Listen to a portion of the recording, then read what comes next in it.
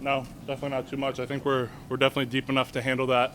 I don't think the weather was as much of an issue as people tried to make it.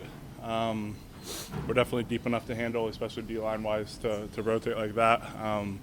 So yeah, I mean, I think we were fine rep wise. You guys pretty much played four guys that are defensive linemen specifically, and then a bunch of those outside linebackers. How'd you like that? Just the way that the rotations were going. Yeah, I mean, it's not much different than last year. Pretty similar to what we were doing. Play a lot of nickel, and that only requires two D linemen. So as deep as we are at the D line, we can rotate a lot of guys in there. And obviously we got a couple of guys hurt that could get some reps too. So we definitely have a lot of guys fighting for reps, guys that want more reps. Guy like Jordan Riley definitely wants more reps than he got last weekend, and he'll be fighting for more. You've seen your share of games here, played your share of games here at Memorial Stadium. What do you expect the atmosphere to be like this weekend? Yeah, never been in a game here that wasn't electric, especially the opening game.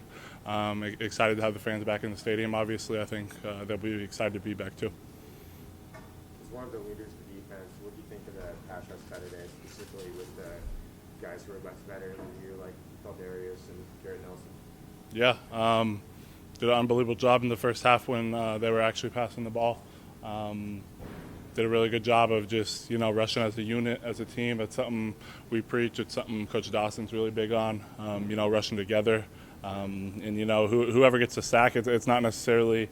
Caleb Tanner had a great rush and didn't get the sack. Darius got it, but it's a reflection of everyone up front on those pass rushes, and sometimes you flush them to your buddies and your guys up front. What do you think the defense can be better week 1 to week 2? Obviously, coming out of halftime, it's going to be a big focus for us. That's really was our letdown drive in Illinois, and that's when we need to improve there for sure. Unexpected window triggering. I think it's obviously different than any other time in the game, right? You have the momentum from the end of whatever the first half was. You have probably, I don't know how long that time window actually is, 20, 30 minutes. And then you got to get re-ramped back up.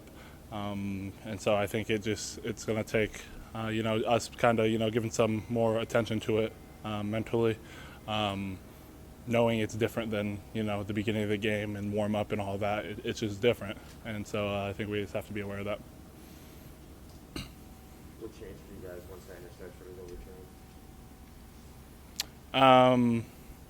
overturned? Obviously they were in our red zone at that point. It's not like after that interception was overturned and they were in our red zone, they just walked in. I think it took them they went to our 25, 30, somewhere in there, and it took them another 8 or so plays to get in.